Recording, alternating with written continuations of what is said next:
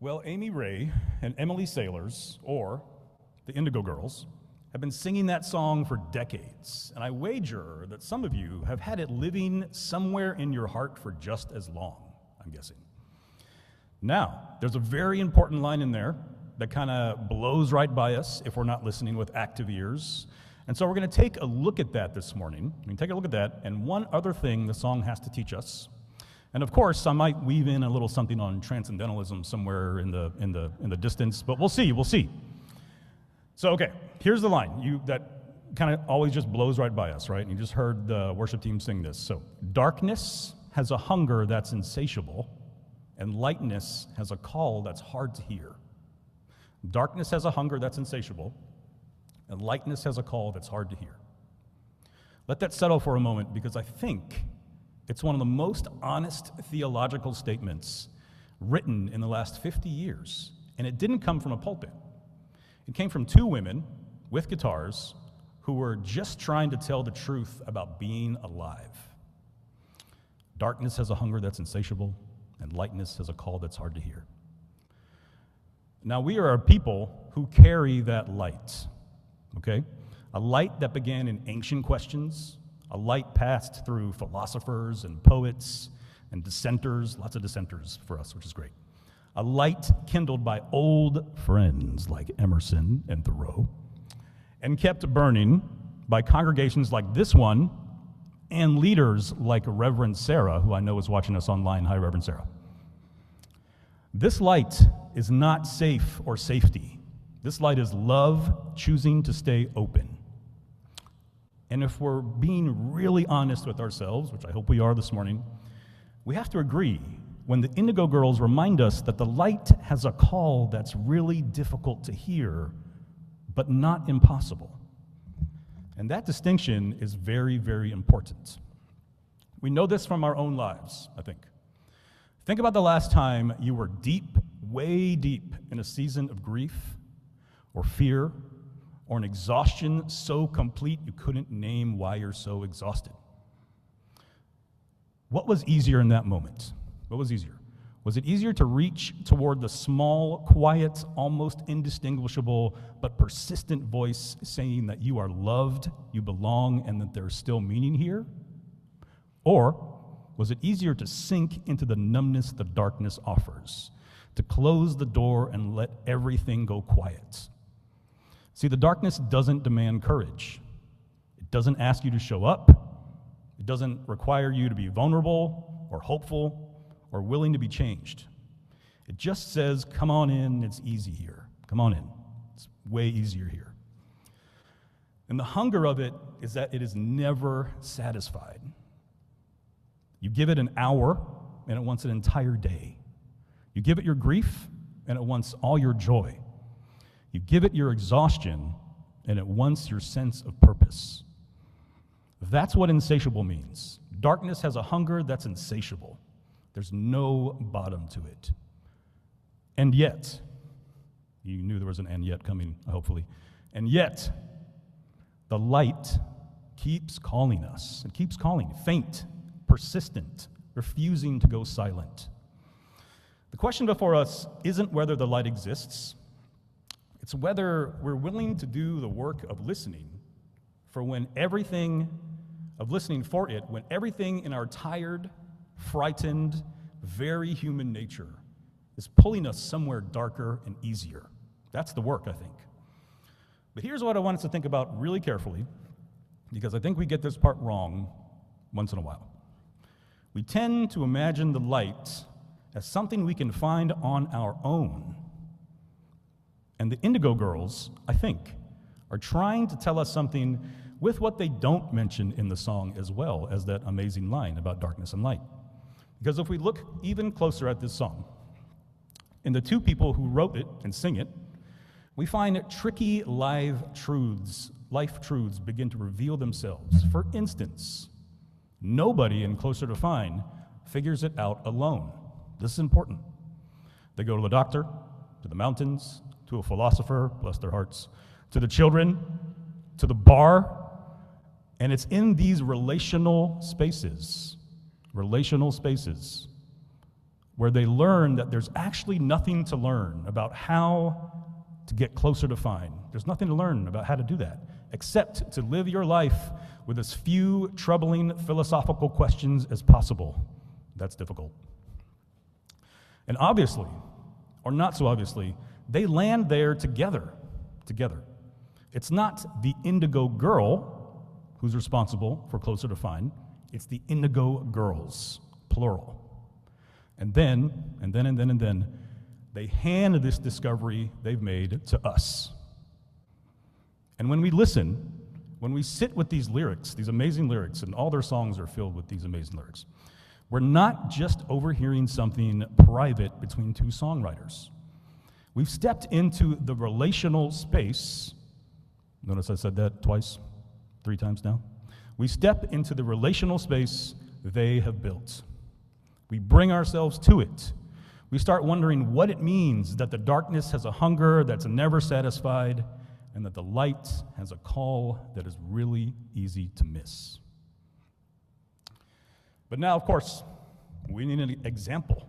And so, let me put a bit of a spiritual spin on this, on how this light that is so darn difficult to discern can make its presence known a little more, or better, how we can help usher this light into someone's life who may be drowning in the darkness for the moment, okay? So, Kat, down here, introduced you all a couple Sundays ago to the amazing Sophia Peabody, who was a excellent, just incredible early transcendentalist writer. She's incredible. Go read her. Now, Sophia was deeply, deeply, deeply loved and adored by another famous writer named Nathaniel Hawthorne, who I'm sure, I guess some of you have heard of, probably. Now, there are some very romantic letters that exist between these two starstruck lovers. They're really romantic. They're sometimes embarrassing to read. And one line Hawthorne writes to Sophia, I think, captures something we're supposed to do with each other when we're thinking about this light that I'm talking about, that the Indigo girls are talking about. So listen to this. This is Hawthorne. Quote, I used to think that I could imagine all passions, all feelings, all states of the heart and mind, but how little did I know what it is to be mingled with another's being. Thou only hast taught me that I have a heart. Thou, as in Sophia, thou only hast taught me that I have a heart. Thou only hast thrown a light deep downward and upward into my soul. Thou only hast revealed me to myself. That line, so this line right here, thou only hast thrown a light deep downward and upward into my soul. That's an important line for us. Let that sink in. That image really stays with me because it names something we don't often enough talk about in communities like ours, which is the light we're talking about that the Indigo girls have shown us is difficult to discern is not only something we discern on our own. It's something we have to throw into each other. Yes, it is not only something we discern on our own, it is something we have to throw into each other. When you show up for someone who's struggling, when you refuse to let someone disappear into their own darkness, when you stay present with another person in their hardest season, when you take complete care of someone whose mental health has completely collapsed until they're able to move and breathe on their own again, when you do that, or things like that, you're doing exactly what Hawthorne described. You're throwing light downward into what they've buried and upward into what they might still become. But notice something. Notice what that requires of us, of you, of us. It requires you, us, to be close enough to someone to actually see them. Not the version of them they show the world, but the version underneath the version they show the world, underneath. And that kind of closeness is not something you can achieve from a safe distance. It's just not. It asks something of you. that we don't always talk about in polite spiritual community. It asks you to let them change you a little. This is tough, I know. To let their reality mingle with your reality. To be moved by what moves them, troubled by what troubles them, and lit up by what lights them up. Because here's what I've come to believe after too many years in the work of ministry, too many, is that you cannot throw light into someone's soul while keeping your own soul perfectly sealed. The light moves in both directions or it doesn't move at all. The light moves in both directions or it doesn't move at all. Now, typically, I'll close with this. Typically, I wouldn't end the message at this point without working through some kind of like solution or application or practical way of working this out, because religious education people, we love the practical stuff. We don't like to stay in this theory for too long. We like to get things like practical and moving and do art or something, but not today. I'm going to stop right here this morning because I want us to be hungry for something, okay? I want us to be hungry for whatever future Reverend Sarah is going to lead us into, whatever kind of light throwing she has in store for us, okay? I want us to be hungry for that and think about that. So, the Indigo Girls and Nathaniel Hawthorne gave us some important things to consider. In closing, darkness has a hunger that's never full. The light has a call that's hard to hear but never silenced. Nobody gets closer to find on their own. And you cannot throw light into someone's soul while keeping your own soul perfectly sealed, because the light moves in both directions or it doesn't move at all.